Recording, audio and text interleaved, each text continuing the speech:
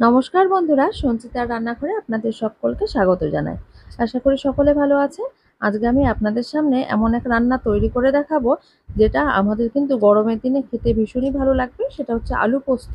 আর এটা একটু আমি অন্যভাবে তৈরি করার চেষ্টা করেছি, একদম উড়িষ্যায় মানুষ যেভাবে এটা তৈরি করে সেরকম। তো চলুন দেখে নিই এটা কিভাবে আমরা তৈরি করে থাকি।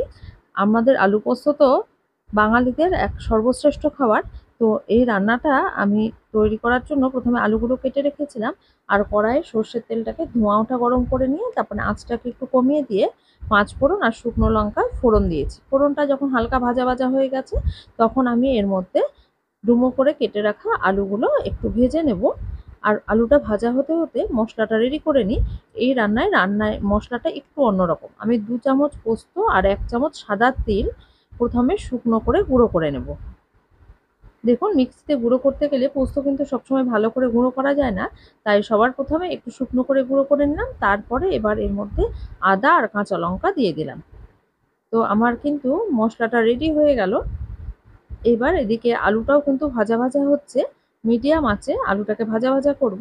আর তারপরে যখন একটু ভালো করে ভাজা হয়ে যাবে, তখন অর্ধেকটা পরিমাণ পোস্ত আর তিল, আদা আর কাঁচা লঙ্কা বাটাটা দিয়ে একসাথে কষাতে থাকবো। যেহেতু তিল রয়েছে, সেই জন্য এটা কিন্তু নিচে ধরে যাওয়ার সম্ভাবনা খুব বেশি। সেই জন্য মাঝে মাঝে কিন্তু আমি একটু করে গরম জলে ছেটে দেব। তো মশলাটার সাথে ভালো করে আমি আলুটাকে কষাতে থাকবো। তারপরে এর মধ্যে স্বাদ মতো লবণ দিয়ে দেবো। আচ্ছা, একটা কথা বলে রাখি যে আমরা আলু পোস্ততে কিন্তু আদার ব্যবহার সাধারণত করি না বাঙালিরা। কিন্তু উড়িষ্যাতে কিন্তু আলু পোস্ত রান্নার সময় একটু আদার ব্যবহারও করা হয়, আর একটু সাদা তিলও দেওয়া হয়। তো চলুন এইভাবে একবার রান্না করে আমরা দেখে নিই।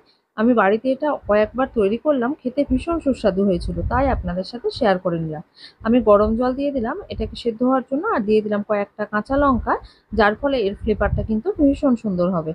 বেশ ভালো করে যখন আলুগুলো সেদ্ধ হয়ে যাবে, আমি একটু চেক করে দেখে নেব।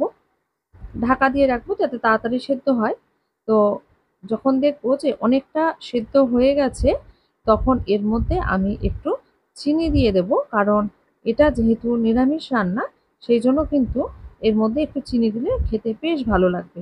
একটু অন্য রকমের স্বাদ হবে, কিন্তু অসম্ভব সুন্দর এই আলু পোস্তটা তৈরি হয়েছিল। যে বাকি পোস্তটুকু ছিল, মিক্সির বাটি ধুয়ে কিন্তু আমি সেইটুকুও দিয়ে দিলাম এর মধ্যে এই পর্যায়ে।